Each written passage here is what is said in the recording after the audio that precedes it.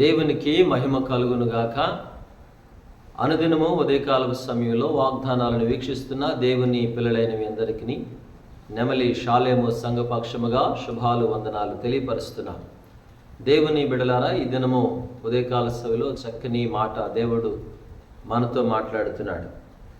సామెతల గ్రంథం 20వ అధ్యాయము 7వ వచనంలో చక్కని మాట, యథార్థవర్తనుడగు నీతిమంతుని పిల్లలు వాని తదనంతరము ధన్యులవుతారు అని వాక్యం సెలవిస్తుంది.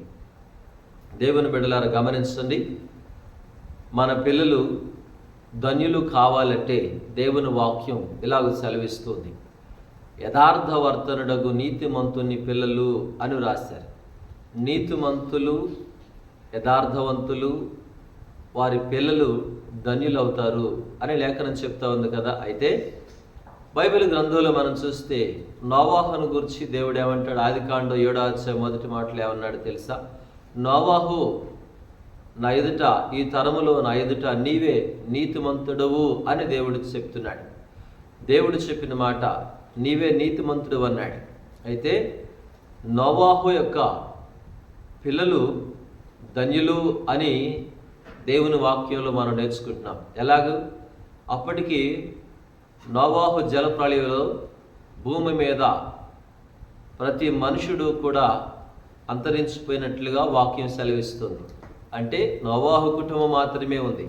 నోవాహు నీతిమంతుడు గనుకని, నోవాహు నిందారహితుడిగా ఉన్నాడు గనుకని ఆయన పిల్లల ద్వారా దేవుడు భూమి మీద సంతానాన్ని విస్తరింపచేసినట్లుగా మనం చూసాం. కాబట్టి వారు ధన్యులని మనం చెప్పవచ్చు. అలాగే యోబు గ్రంథంలో కూడా మనం చూస్తే యోబు 10 మంది పిల్లలు, యోబు గ్రంథం 1వ అధ్యాయంలో 19వ వచనం అంటాడు, 10 మంది బిడ్డలు చనిపోయారు. కానీ మరలా దేవుడు బిడ్డలు ఇవ్వటానికి కారణం ఏంటి? యోబు యొక్క యథార్థత, యోబు యొక్క నీతి, అందును బట్టి యోబుకు దేవుడు మరలా 10 మంది బిడ్డలను అనుగ్రహిస్తూ వచ్చాడు. మనకైతే తెలిసినటువంటి సత్యమే, కానీ దాన్ని గ్రహించం.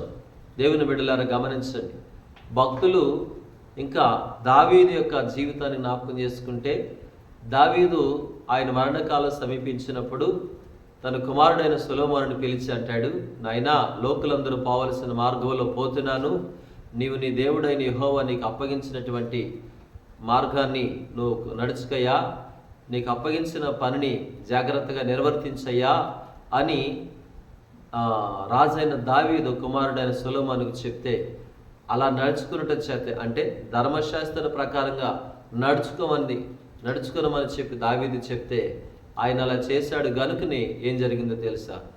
ధన్యుడు, భూమి మీద అతని వంటి జ్ఞానవంతుడు ఎవడు లేడు అని వాక్యం చెప్తా ఉంది. ఈ ఉదయకాల సమయంలో వాక్యం వింటున్న దేవుని పిల్లలారా గమనించండి.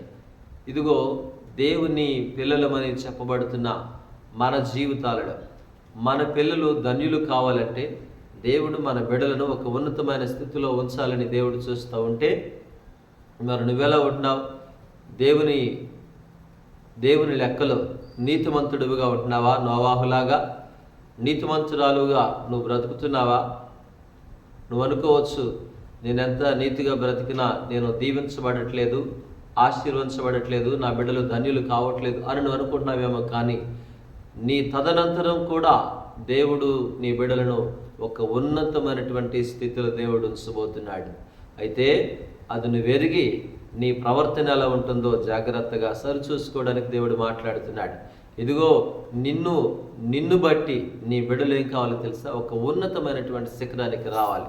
చదువులలో కావచ్చు, వ్యవసాయంలో కావచ్చు, వ్యాపారాల్లో కావచ్చు, ఉద్యోగాల్లో కావచ్చు, ప్రతి విషయాల్లోనూ కూడా నా దేవుడు నీ బిడ్డలను ధన్యులుగా చేయాలంటే, పొందించాలంటే నువ్వు ఎలా ఉండాలో తెలుసా?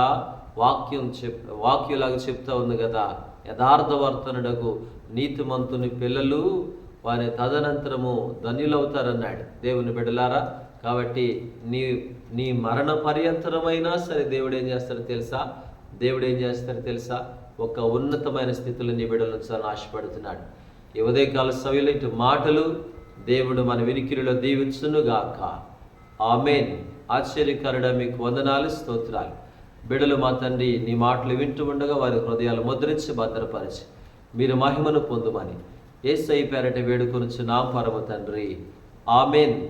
తండ్రి, కుమార, పరిశుద్ధాత్మ త్రియేక దేవుని దీవెన ఇప్పుడు ఎల్లప్పుడు సదాకాలంతో నడిపించునుగాక. ఆమేన్. ప్రభునామలందరికీ కూడా వందనాలు.